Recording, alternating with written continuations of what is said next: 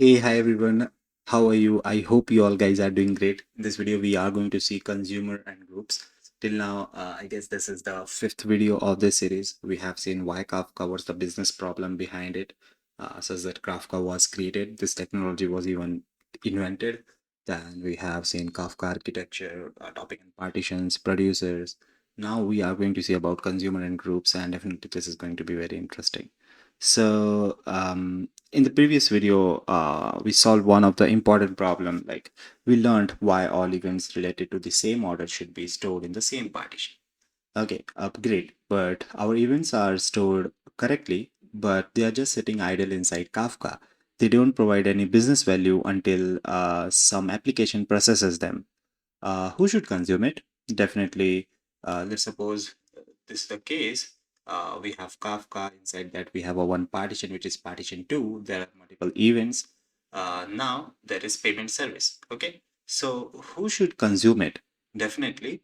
In this case, payment service is consuming it. So, it reads them one by one. And in Kafka, any application that reads the event is called consumer. Okay, we haven't explored offset for now, so just ignore it. Okay. So now definitely whoever is consuming the event, we call it as consumer.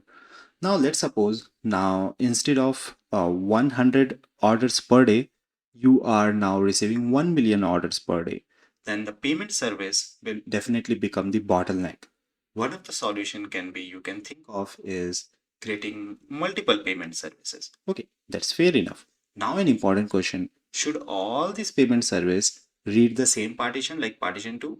Will this make sense? I don't think so. So like let's suppose we have order 1 to 3, okay, and there are multiple payment service 1 to 3. So do you think that all these payment service should read from any one partition like partition 1 or 2? No, I guess you are thinking in the right direction.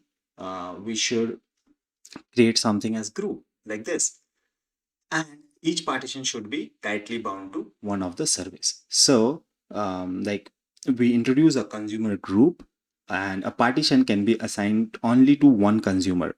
Now I have a challenger for you. Let's suppose we just have one partition and three consumer. So think what will happen. Okay, like you have just one partition and three consumer, then the other will do nothing. Okay, this is because Kafka doesn't split a partition across consumers in the same group. Okay, and this is the thing. Okay, so let's suppose you have this partition 1 will be tightly bound to consumer 1. This partition 2 will bind to partition 2, sorry, consumer 2.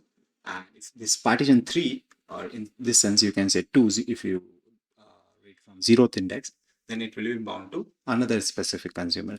Now you might ask me that why doesn't Kafka split one partition between two consumers?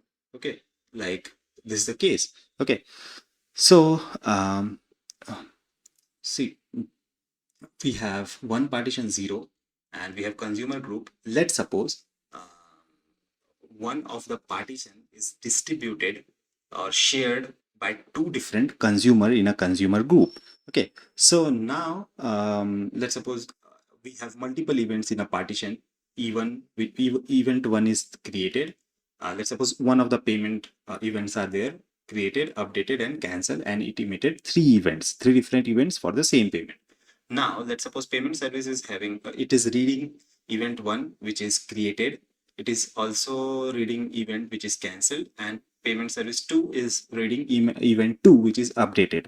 Now let's suppose payment 2 is slower, then the application might process in different manner. Like first of all, it will read created, then it will see let's suppose updated, and sorry, it will see cancelled, and then it will see updated, because payment service 2 or the consumer 2 is slower.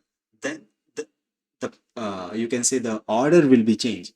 The order should be created, updated, and cancelled. Now it will become created, cancelled, and updated, where the business logic will break. Okay, so that's why Kafka keeps one partition into one consumer within a consumer group. Okay, So the golden rule that we can think of is um, maximum parallelism will be equals to number of partitions. Okay, because um, even we have n number of consumers, but if partitions are less, then there is no one of the consumer will be wasted because each partition is linked to only one consumer. So let's suppose even we have three partition and we have six consumer, then three will be sitting idle. So either we can switch it, but still at a moment three consumer will be sitting idle. So that's why we can say that there is a golden rule that maximum parallelism will be equals to number of partitions. Simple. Okay. Now, for this, I can say, let's suppose um, we can summarize it like partitions are not just storage. They define the maximum parallelism of your consumers while preserving the order of events. Okay. But let's suppose we have a partition like 0 and we have event 1, event 2, event 3, and payment service 1 or the one of the consumer has processed even, which is reads even, and it was done correctly. And at the same moment, this payment service 1 or this consumer goes down due to some technical fault, or there can be multiple n number of reasons. Somehow it went down. Now, when the payment service 1 came back, how it will know that, okay, from this partition, this first event, he has already read it, okay, or he has already processed it. So how does Kafka knows that the payment service has already processed E1 and but still needs to process E3? So this will be one of the things that you should think about, and definitely we are going to cover in the next video, such that how a consumer will know that which event he has or they have already processed and which is going to be processed next. So this will be introduced in offset in the next video. So till then, bye bye. Thank you. I hope you like this video. If you have any doubt, let me know in the comment section. Definitely I will be there to help you. Till then, bye bye. Meet you in the next video.